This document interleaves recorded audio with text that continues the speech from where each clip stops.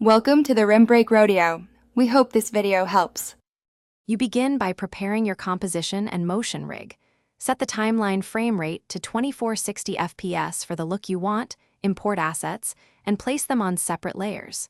Next, create a parent null object and position its pivot at the intended movement origin so all children follow consistently. Once done, link your layers to that null.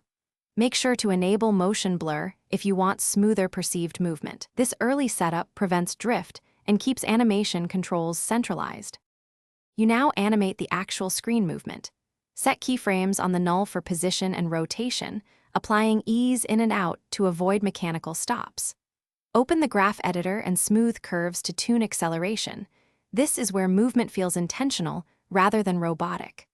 Once key poses are solid, layer on micro-movement with subtle purlin noise or a wiggle expression at low amplitude to emulate handheld or screen shake. Make sure to preview at full resolution briefly to confirm timing and visual weight. You finish by polishing and exporting. Add motion blur, edge feathering, and color grading to integrate the screen into its scene. Then render using an intermediate codec and keep an alpha channel if you'll composite later.